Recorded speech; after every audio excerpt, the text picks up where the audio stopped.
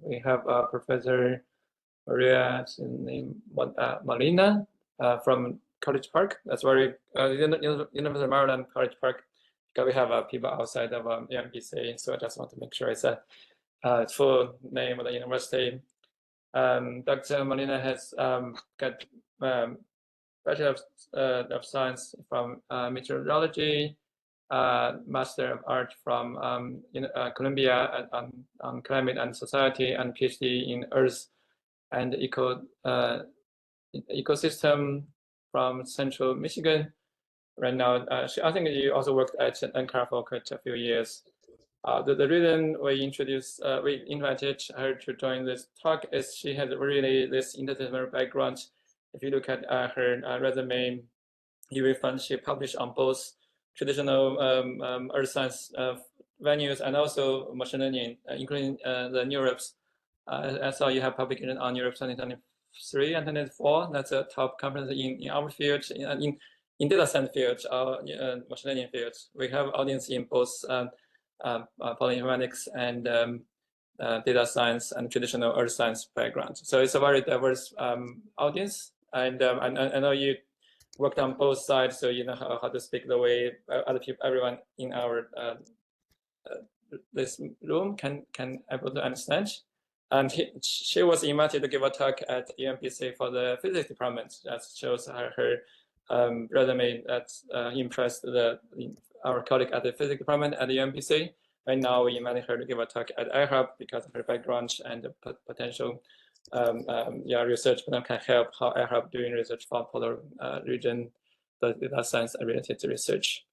I think that's my introduction. Go ahead. Thank you. Great. Can you hear me? Good. Okay. Excellent. I'll go ahead and share my presentation.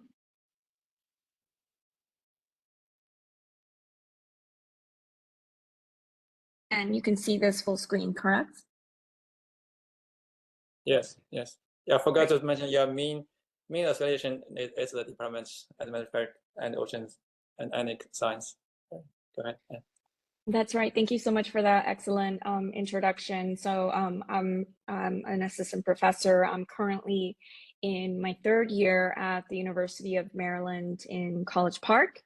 And I spent 3 years working at the NSF NCAR, or National Center for Atmospheric Research. And during my time there, I got to work on some projects involving the polar regions, and actually went ahead and co-authored a paper looking at applications of machine learning for Antarctic polynyas, and more recently collaborated with a scientist who's at Temple University working on some Antarctica simulations, or Antarctic ice sheet melt, and their impact on the global atmospheric circulation. That second project that I mentioned doesn't have to do with machine learning, though. That was just physics-based, but I will be sharing some of the results from the Antarctic project that did involve unsupervised machine learning. But I did want to give a bit of background on myself. So I previously worked as a broadcast meteorologist, so I did have some training in public speaking and also in engaging the public. And during my time as a broadcast meteorologist, I got to present on topics like extreme weather in polar science, or perhaps not really polar science, but snow, which this photo here on the top left was a record-breaking snow event in Buffalo, New York, or upstate New York, where there was a storm that produced about 5 feet of snow. And this was specifically lake effect snow. So this was, enhanced by temperature contrast between air overlying the lakes that were not yet frozen during the winter season. In the bottom left, it's me covering some damage from an extreme event, specifically a tornado outbreak across portions of the United States.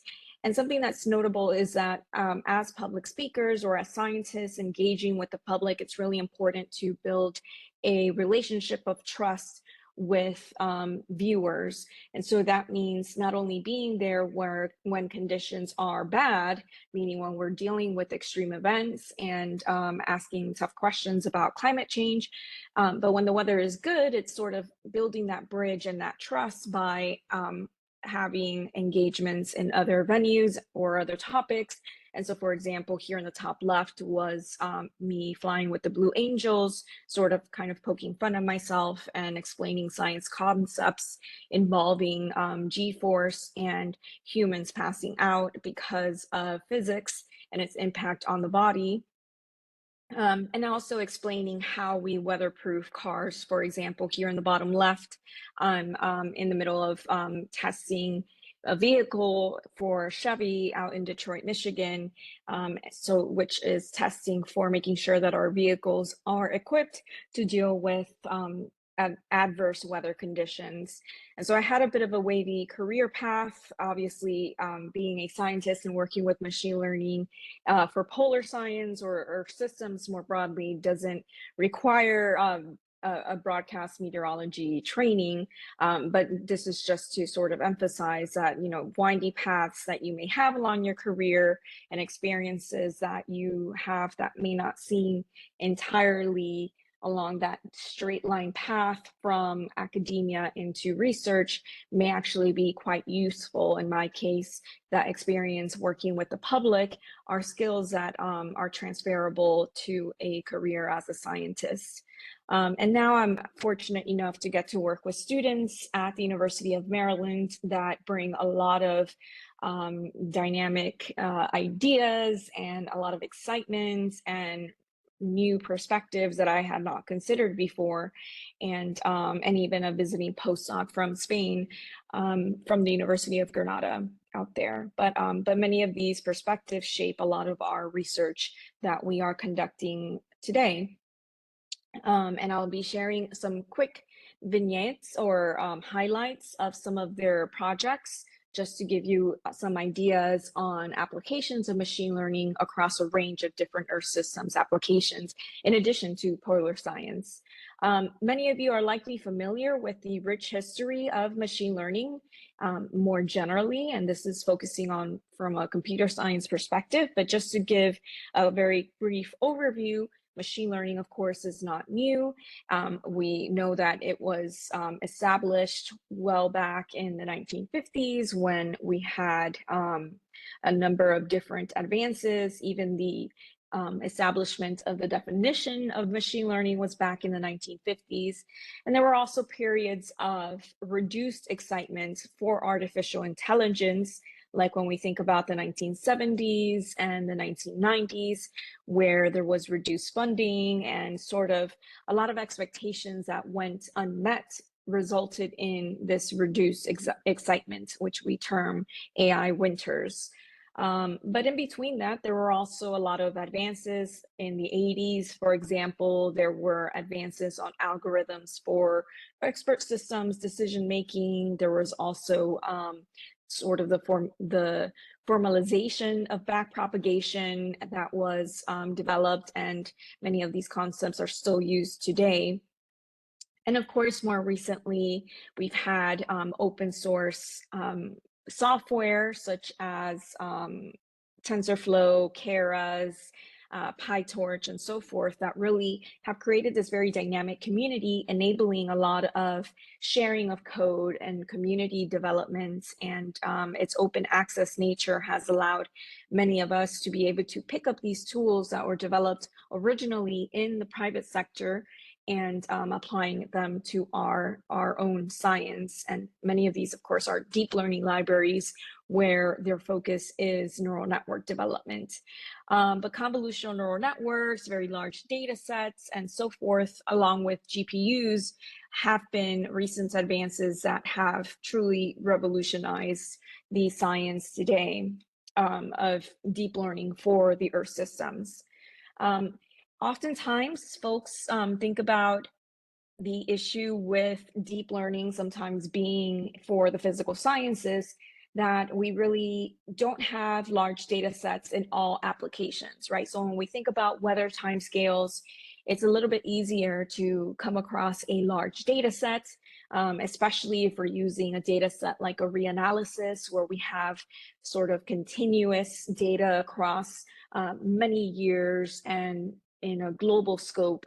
But for other applications, specifically even in the polar sciences, we know that we don't really have that many in situ observations, or remote sensing can be more challenging because we have a lot of cloud coverage. And if we're dealing with an infrared sensor, that won't penetrate the clouds to see underlying areas and so forth. So there are a range of methods that enable us to use machine learning approaches across a range of different data availability. So for example, when we have very large data sets and we can trust those data sets, then yes, we can use neural networks or deep neural networks that have many layers. When we have very little data, we can use other such methods like symbolic regression, which is also referred to as equation discovery methods, that actually work very well in small data sets, or when there's small data set availability. And in that moderate space, we can use physics-informed neural networks, where we take some of our original domain knowledge in physics, and we can incorporate that knowledge into neural networks to sort of have constraints or some guardrails to enable more robust prediction. And of course, we can also train in a data-rich area a deep neural network, and then do transfer learning or meta learning to move that neural network that has already some pre-trained weights into a situation where we perhaps have fewer examples to be able to train. And for traditional numerical weather prediction or climate modeling, we can think of that pipeline and that workflow as these three different stages, where when we're initializing or getting ready to initialize a physics-based model, we would prepare our data at the input level. That means taking observations and creating some representation of that initial state of the Earth system that we're interested in modeling forward in time. And oftentimes we may use things like data assimilation for this initial state creation. Once we have that initial state representation, we would then run that physics-based model forward in time. And that may entail using high performance computing, especially if we're dealing with a global scope and also a higher resolution type model.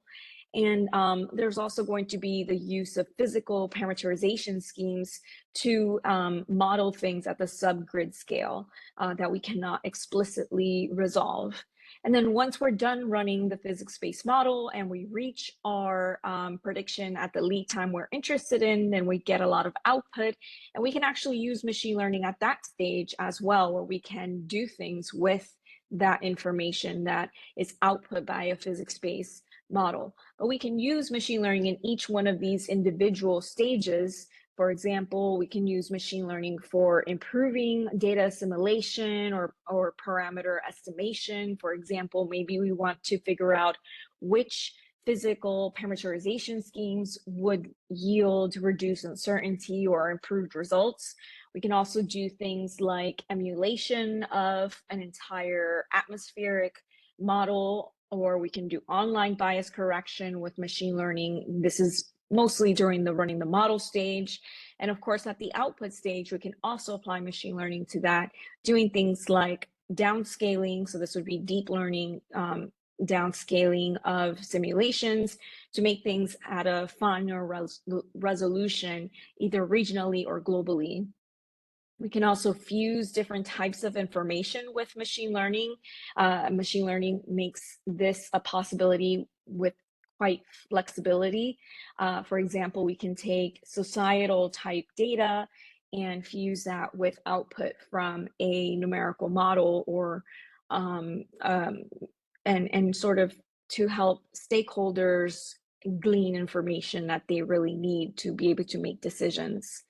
But when we think about machine learning also enables us to sort of skip that traditional modeling paradigm where we have these three different stages and be able to go straight from an input to an output, where we don't necessarily need to think about running a physics-based model or even a weather model autoregressively, which we can do, but we can actually just go straight from an input to whatever output lead time we are interested in with machine learning, which of course makes things a lot cheaper and computationally, and is also allows us to focus on perhaps the lead time that we are specifically interested in if we're not interested in the timescales in between.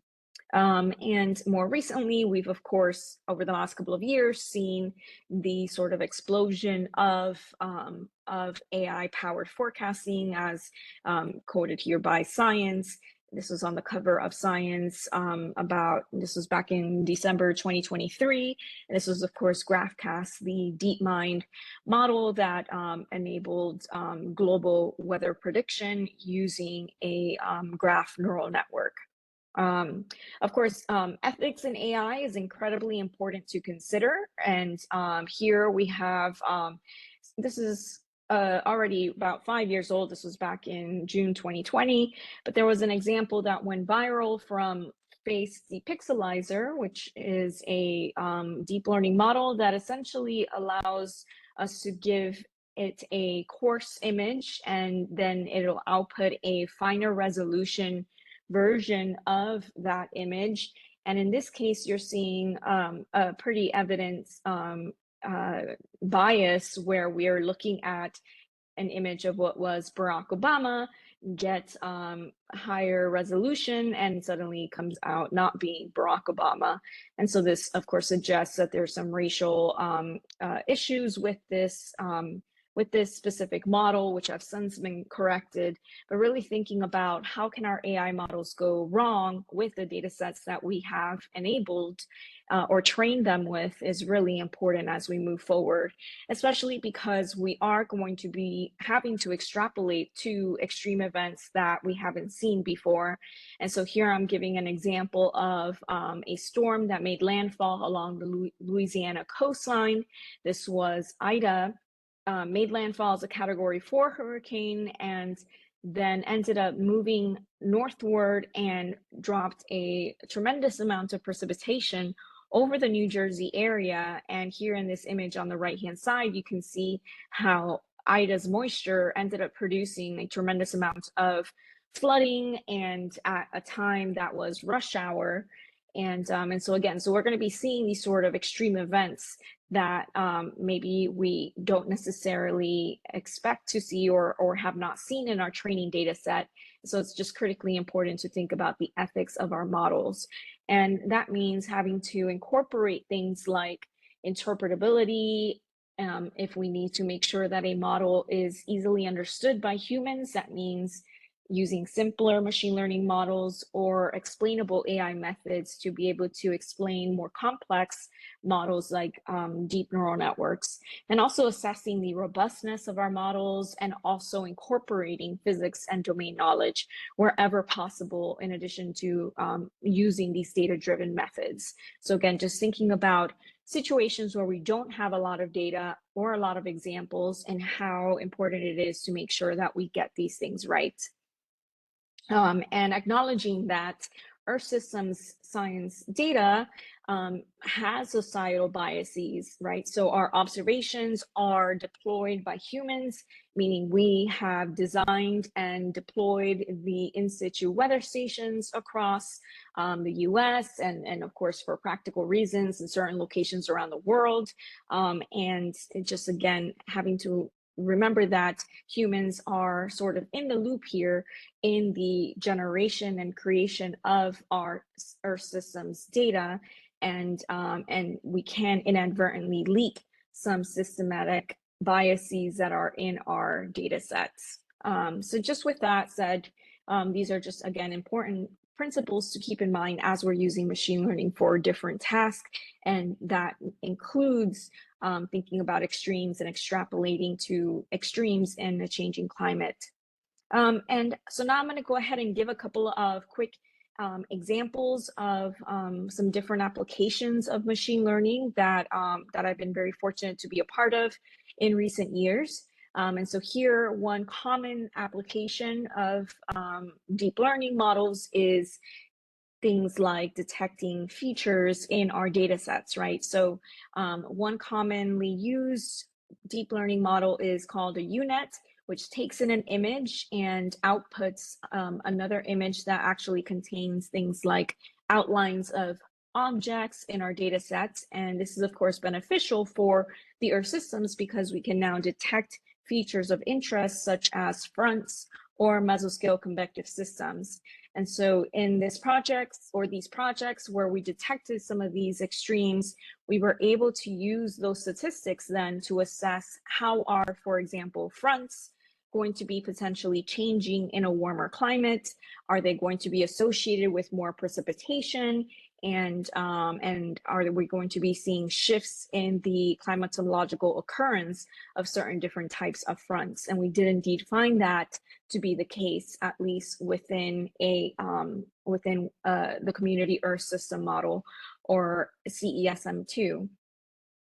For mesoscale convective systems, we also went ahead and tracked these convective storms across the world, and we're able to do an intercomparison of different kilometer scale physics-based models, and not looking at them from a climate change perspective, but more of assessing the ability of kilometer scale models to be able to represent tropical convection associated with mesoscale convective systems in the tropics, but also looking at them in the exotropics and even subpolar regions. And so we were able to do this again using an image-to-image type model, specifically a UNet. Something else I wanted to note here is that an issue with machine learning is, like I mentioned earlier, the extrapolation to extremes, but also the concept of training within one data set and then perhaps applying it to a domain where we don't have data for. And I raise this because for mesoscale convective systems, we encountered this issue where we only had mesoscale convective system labels over North America. And so we were able to train the UNet to detect these objects, and we were able to verify or evaluate the model's performance over North America. But we wanted to be able to detect these mesoscale convective systems globally, where we didn't always have mesoscale convective system labels. And so what we did there was we just enabled applied a couple of tricks like image flipping, so that it would be able to track mesoscale convective systems in the southern hemisphere as compared to the northern hemisphere, and also ensure that we were using very robust pre-processing of our data set before it went into the UNet, so that we could make sure that we could detect them across other areas. So I'm just pointing that out because it could be in your case that you have some polar science data in one region, and that's the only place you really can train in and evaluate your model's performance. But we can do this and then apply it to other regions where we perhaps don't have that data. Another project that we recently worked on, this was actually already accepted in the AI for the Earth systems. Something we were asking was whether subseasonal predictability, so this is prediction of large-scale atmospheric patterns out to 3 or 4 weeks into the future, whether their prediction sources were consistent with the schematic on the left-hand side, where predictability primarily comes from the atmosphere during early lead times, the land during later ones, and then eventually the ocean, whether this schematic was consistent in different seasons and also for different large-scale patterns over North America. And so in this project, we devised an experiment where we took tree-based models, specifically extreme gradient boosting, where we took different variables from the atmosphere, used them as predictors for certain weather regimes at a future lead time.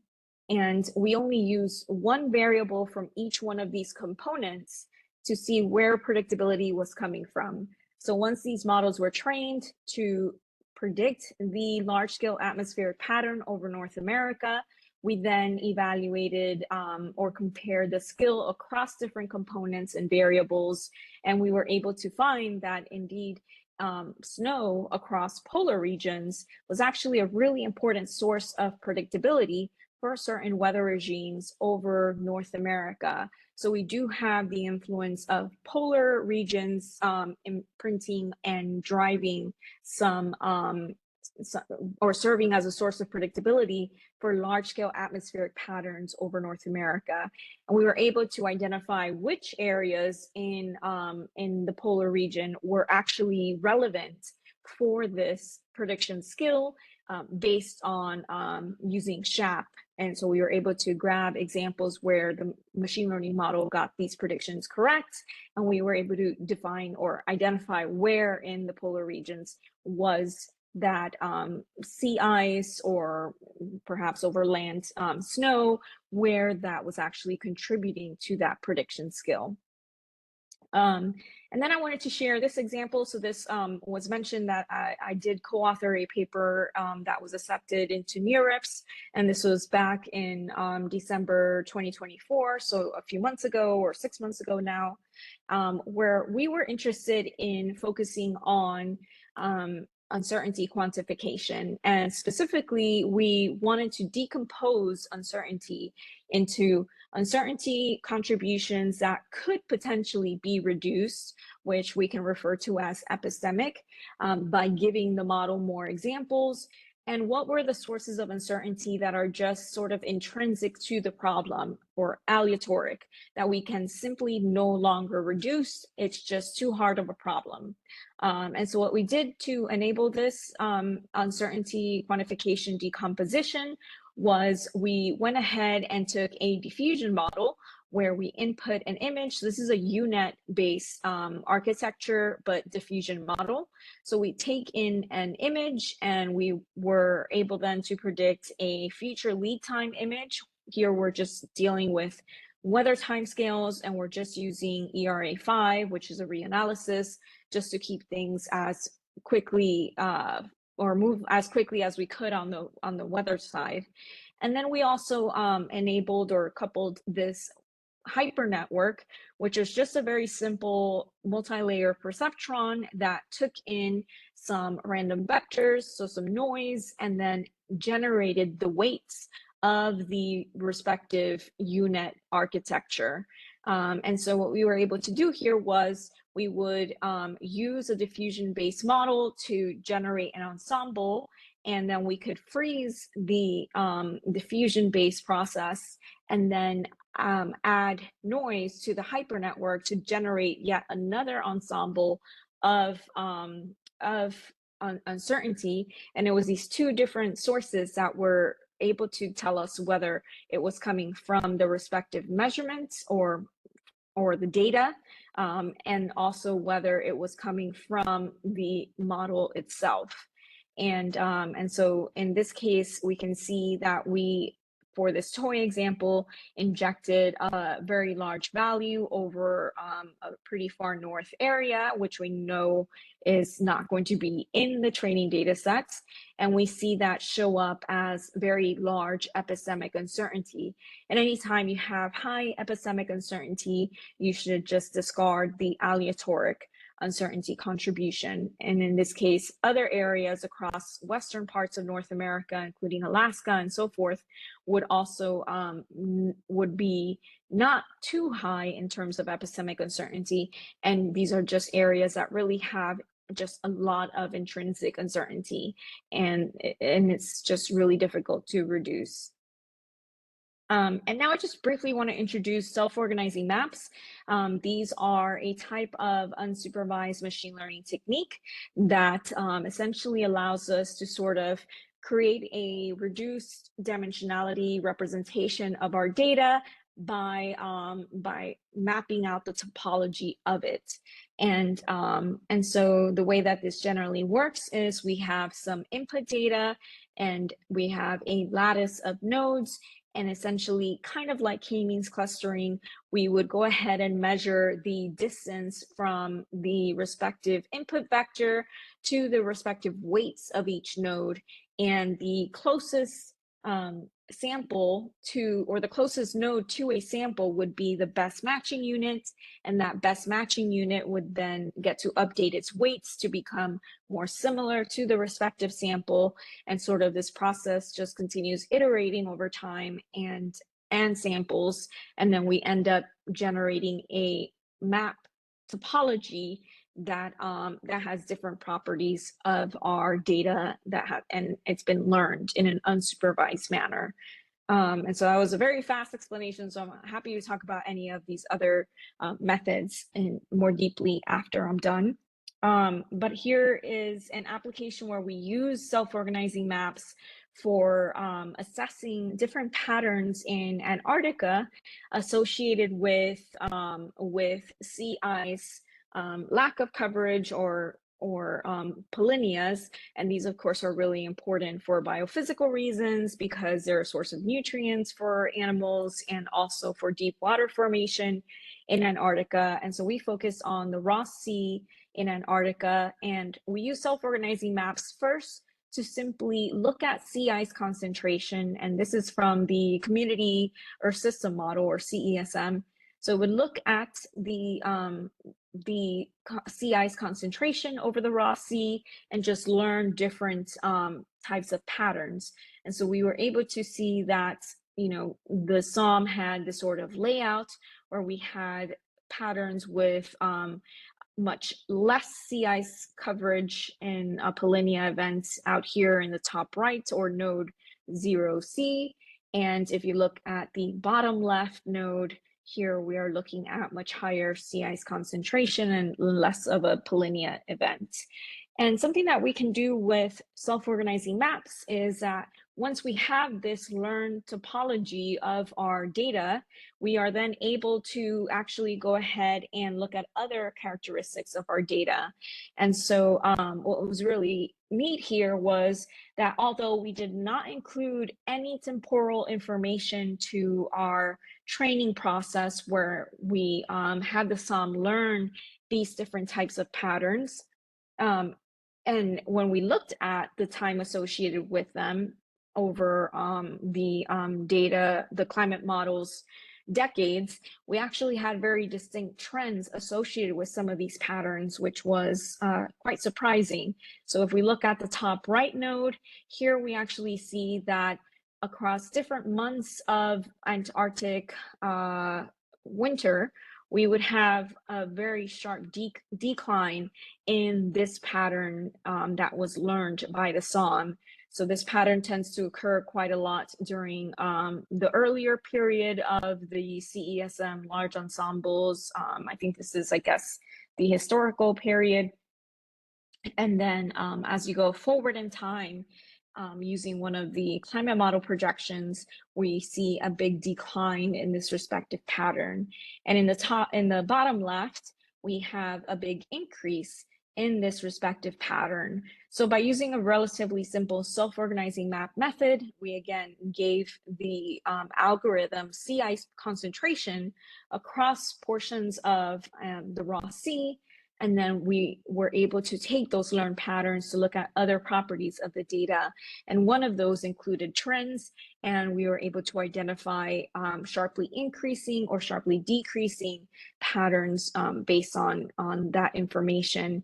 And of course, following this in the paper that is available in Climate Dynamics, we also found different drivers or physical drivers that were associated with these declines and increases, and they were associated with certain atmospheric patterns or large-scale atmospheric patterns over Antarctica, also associated with climate change, driving these changes in polynyas. So that's just one example on a polar application. But more generally, I work on Earth system prediction and predictability, where we can think about either using machine learning to predict out to some future lead time or generate some sort of outlook for, let's say, subseasonal or seasonal lead times. And we also consider predictability of the Earth system, or the inherent upper limit to generate skillful predictions. For example, how far in advance could we predict a weather regime over North America? And when we're thinking about predictability or prediction, normally we would have a model that runs out to some specific lead time, whether it's on climate timescales or weather timescales. And we know that that model is going to have some deviation from what actually happened, where simply due to model errors, for example, imperfect physical parameterization schemes, there's going to be a deviation from what actually happened.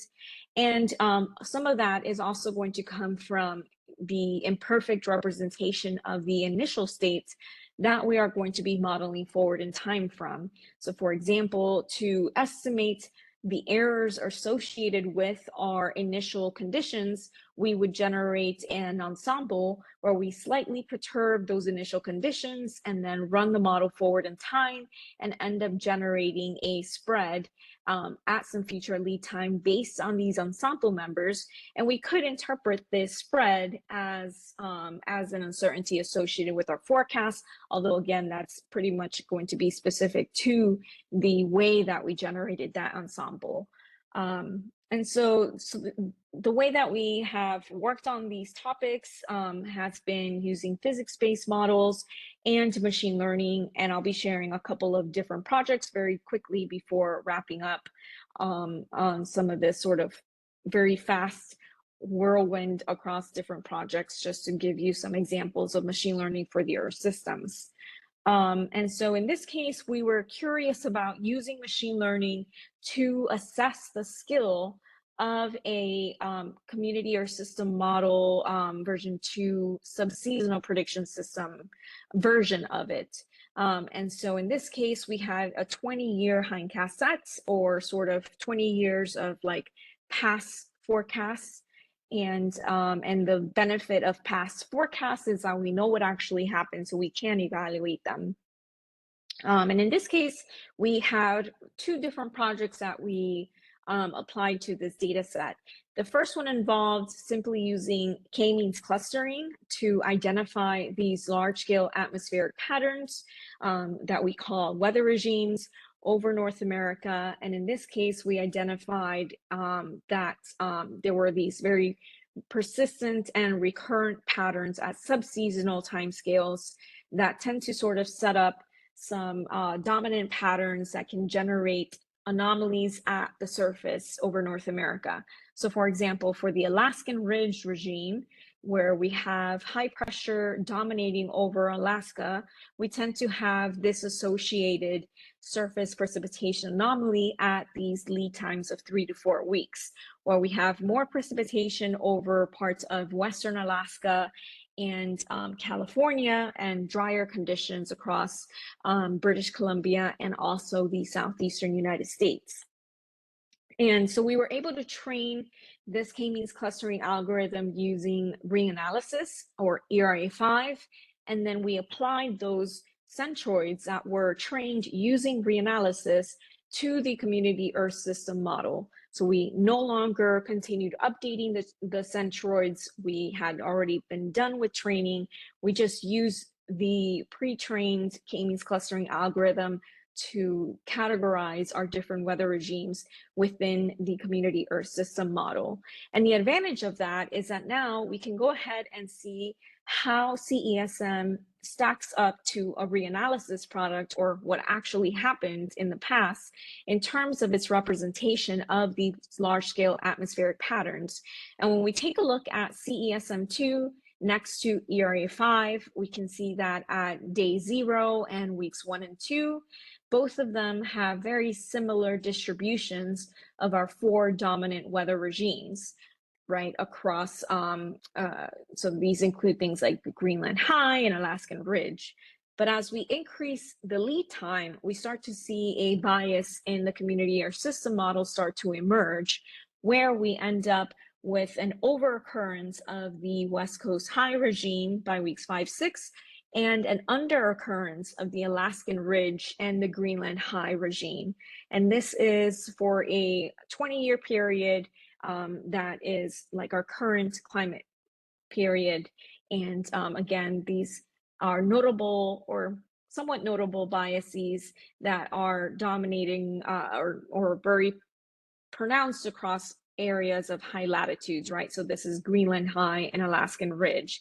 And so we were curious about not necessarily diagnosing this model bias, which is really important to do, but also sort of understanding how does this happen? What are some of the precursors for some of these specific regimes? And that could potentially get us in a direction moving towards understanding why CESM2 has these limitations.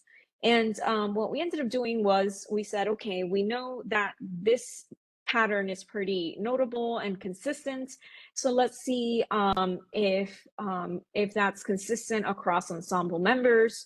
And so we took our ensemble members for the CESM2 hindcast set, which contains 11.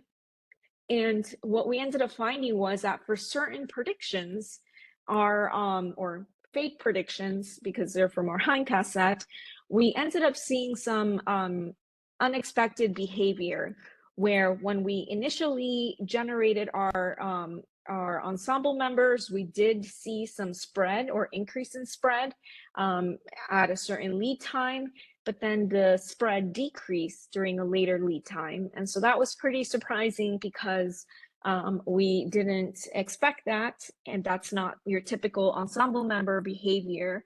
And we took a closer look at some of these instances. And here I'm giving one example. This is for a forecast that was initialized with November 9th, 2015 data. And on the x-axis of the plot on the left, we have lead time in terms of days. So that forecast goes out to like 45, 46 days. And on the y-axis, you have how many ensemble members agreed on a specific weather regime forecast.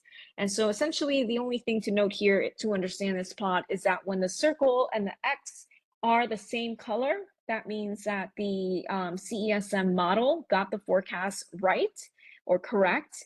And when they're different colors, the model got it wrong.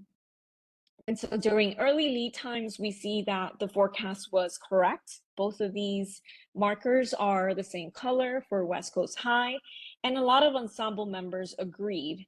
The maximum number that could agree in this case was 11, because that's how many ensemble members we had at that time. And as we go forward in time, we can see that by 25 to 30 days into the future, we get the model to agree amongst its different ensemble members, and it gets the forecast right.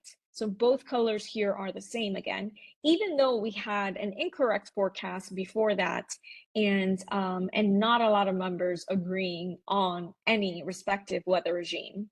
And so when we looked at some of the upstream sources or patterns that were preceding some of this ensemble realignment behavior, for this specific case, what we did find was that for outgoing long wave radiation over parts of the Pacific and Indian Pacific Ocean and also North Pacific, we actually had very poor performance during the time that coincides with the poor ensemble member agreements and incorrect forecasts over the North Pacific. But you can see that farther west across the Indian Pacific Ocean, there was a lot of skill in outgoing long wave radiation representation. So the y-axis here is anomaly correlation coefficient, where a 1 would be perfect. And so we have high skill in the Indian Pacific Ocean, and that signal propagates eastward and produces a lot of skill over the North Pacific during the time of this correct forecast and ensemble realignment. And so essentially we have an area where we have high skill propagating eastward, and this is associated with the Madden-Julian oscillation and resulting in this skillful forecast, and sort of explains this unexpected behavior where we have ensemble member spread increasing for a certain location, but then realigning and getting a forecast right, and also reducing uncertainty.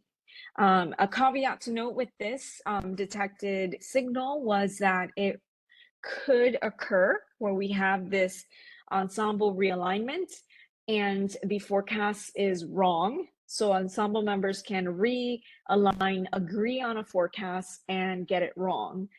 So this is not foolproof, but it was interesting to see this behavior, given that it's sort of less expected in ensemble member prediction problems. And the other topic I'll go over a bit quickly because I see I'm running out of time is this idea of offline bias correction. And so in this case, we have this domain where we have our physics-based model, and we know that there is some error associated with it relative to observations.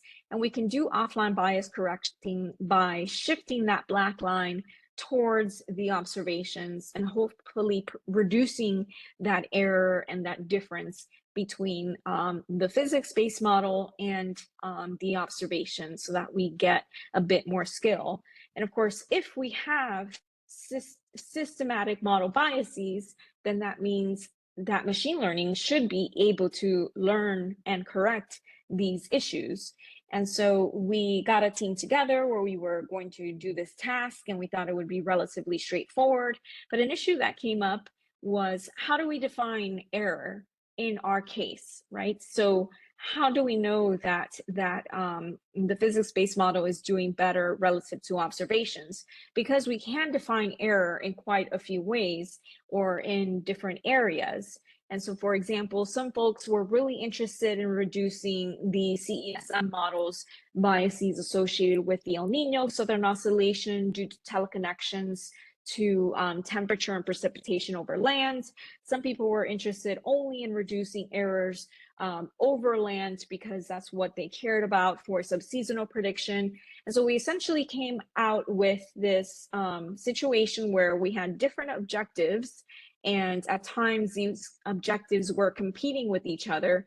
And so we ended up not only not being able to agree about what error to improve, but then we also realized that perhaps we can just leverage our different competing objectives and come up with several machine learning bias correction models that work along this Pareto frontier.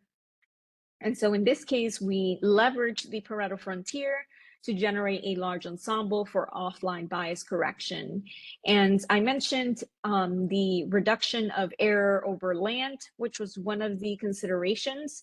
We also ended up focusing on the reduction of bias for sample-specific cases. And this is because when we trained a machine learning model to bias correct at subseasonal timescales, it would focus on what were the dominant sources of error, or what were the biggest sources of errors, which you would think is good, but we actually wanted it to bias correct more consistently for every sample, not just focusing on the samples that had really big error. And so we ended up making one that was relative to the community Earth system model, that bias correction or that error reduction. And then the other idea was to to try to bias correct the sharpness issue that we get with a lot of our ensemble member predictions, where when we take the ensemble mean, the forecast looks quite smoothed out, and that gets further amplified when we're dealing with an image-to-image model, because convolutional neural networks tend to produce very smoothed out images. And so we wanted to correct some of that smoothness that ends up resulting from not only ensemble member prediction, but also when we're dealing with the image-based bias correction methods. And so we arrived at a set of different models that we use for this bias correction task. And at a very high level, the way that this worked was we input our physics-based model to the unit that had some errors, we know, and then we gave the unit what was the respective reanalysis image for that same lead time. So it just had to learn how to improve the input image to make it look more like the output image, with the constraints that it had those three objectives to try to work in. And so it would find not only different hyperparameters that were producing improved bias corrections, but then it would also work on different image to image type models. So here I'm looking at the UNet, but there are other models that included attention mechanisms that I'll be briefly showing on a coming up slide.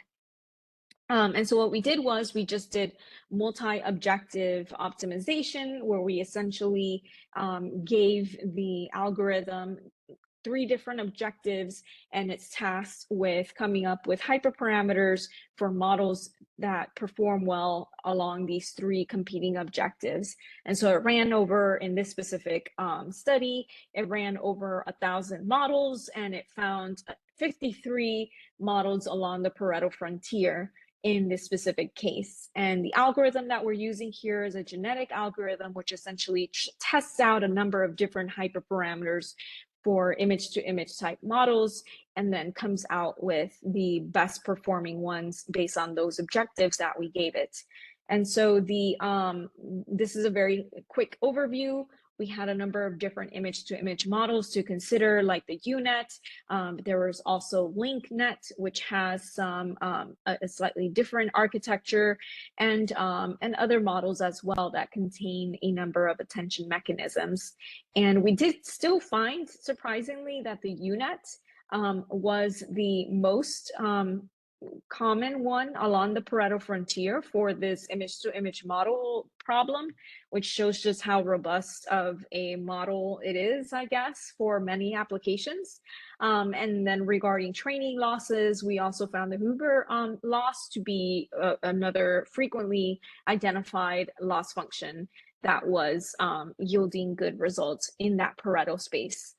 When we plot all of our different models in terms of the evaluation set, we see where they land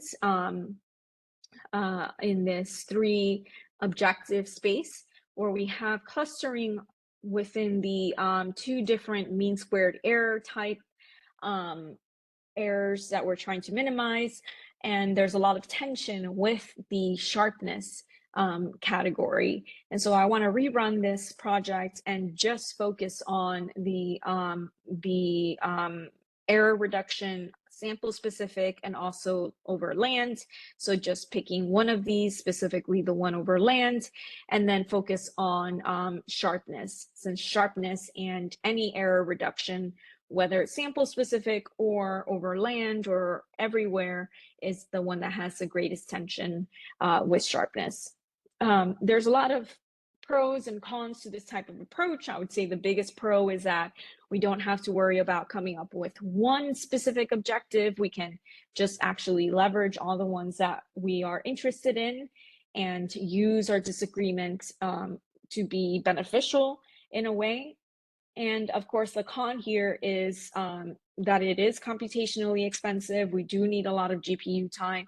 I showed you just one study, which itself was quite expensive, but we would need a lot of time, which is a constraint. And also, how do we even communicate this multi-objective spread? It's already confusing to communicate sort of traditional uncertainty. In this case, we're sort of adding another layer to this uncertainty, and how can we make the most use out of this? Although for me, it seems that as a stakeholder, I could take my ensemble members that focused on performing well in my objective, and then generate uncertainty in that way. And so we can have different subsets of uncertainty. With that, I'll go ahead and just quickly go through this, where we did have this paper recently accepted. This was led by Emma Eber-Uphoff. If you're interested in learning more about this concept of sharpness and how we can quantify it, in my case, I ended up using GradMag, but we did run this test study here, and I found that the second derivative at the horizontal scale was actually better for this sharpness quantification in terms of coastline and mountainous terrain performance for this problem. How do we even compute or illustrate uncertainty, of course, is another issue, but there is a paper that was led by Catherine Haynes from CIRA on calculating different types of uncertainty. So I would encourage you to consider this paper if you're interested in other types of uncertainty quantification, in addition to some of the earlier ones that I showed. But overall, just a very quick illustration or summary is I shared quite a few different examples. Hopefully something was helpful, not just for prediction and predictability, but also an illustration of how we can use something like self-organizing maps for polynyas, and also for identifying trends and dominant patterns over polar regions and so forth. So with that, I'll go ahead and stop. I'm happy to take any questions or thoughts that you may have on any project or more specific to the polar regions. Thanks. We don't have too much time left yet. I think we go maybe two or three questions. You have a lot of cover. I think it's glad we have recorded, so we can look at back the recording for the specific slides. You can raise your hand, so I can ask your name. Before that, I will have maybe 1 or 2 quick questions. We know in the Earth system, it's finding which region is with the highest variability. It's like the central particular region phenomenon. Like traditionally, people use UF to find different subregions where it's the variation dominant in that particular subregion. You worked on the SOM. Is that I look at the paper? I couldn't. I just glanced at it a little bit. You have this like 0 to C and 2A. It looks at the same region, but you are talking about the different pattern within the same region. So do you have a particular suggestions if you want to understand with the whole, like say, polar region, which region we should focus on? Is SOM a choice for doing that, or maybe it's still the UF is the way to go? Thank you. Yeah, great. I have a couple answers. So I guess first, for self-organizing maps, if you were interested in you could use principal component analysis to initialize weights, meaning I can perform an PCA on my data set and pick out how many principal components I want to retain and use those to generate weights for my self-organizing map, and then go from there. And so that can be a different approach to random weight initialization that could potentially maybe get you going in the direction that you're more interested in. The library that I use for self-organizing maps, there are several, but I use Minisom, which is a really lightweight implementation, and it really just relies on like NumPy, and so that's why I like to use it. And yeah, so that's one approach.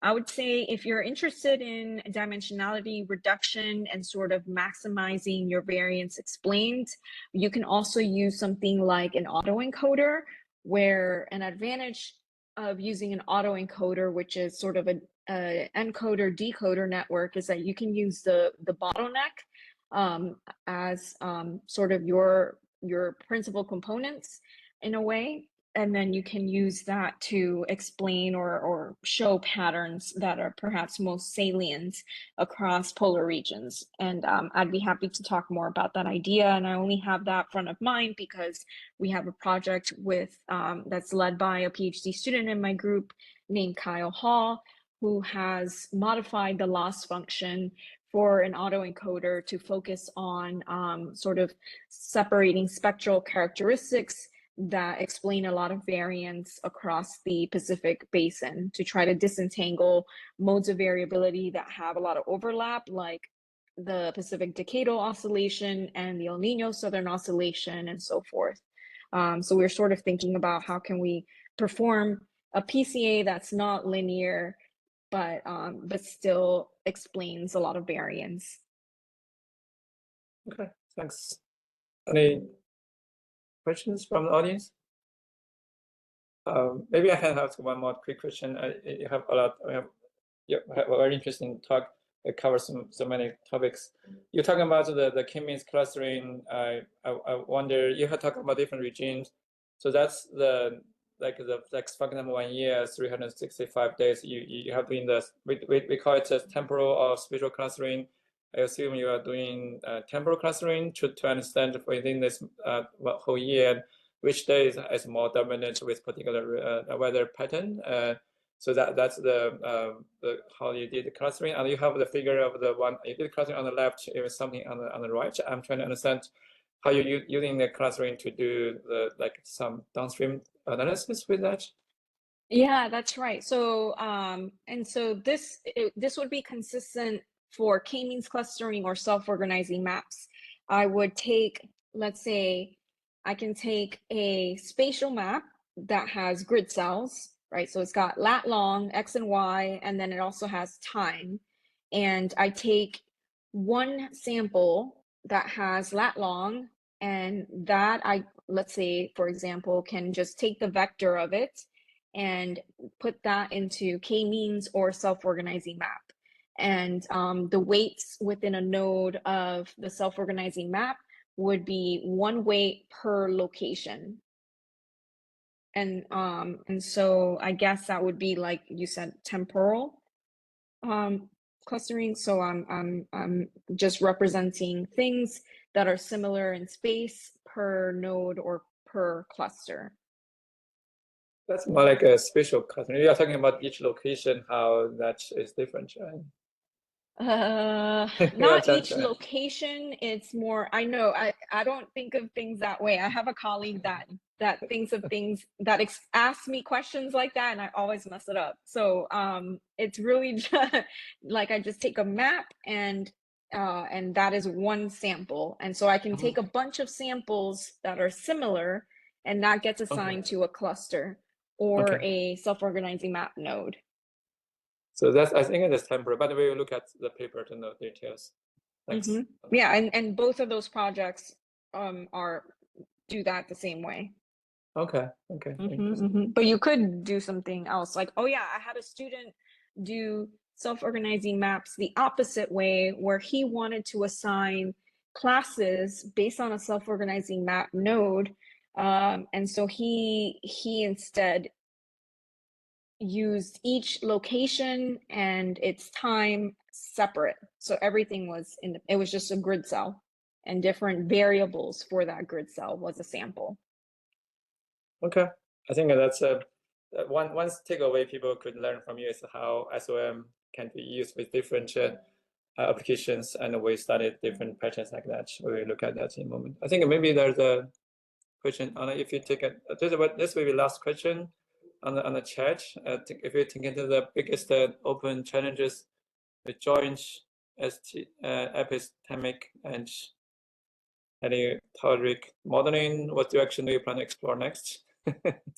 Yeah, it's a great question. Yeah, I think well, great questions, but I think that something that I am sort of I motivated the Pareto frontier sort of different uncertainty quantifications project was how we have so many different sources of uncertainty, and it's not even just aleatoric or epistemic in terms of model versus data, but even it just gets so much more complicated when we introduce machine learning to the picture, right? Because we have our own data uncertainty even before we use machine learning, right? If I'm training my machine learning model using a physics-based model, that physics-based model already has its own issues and uncertainties.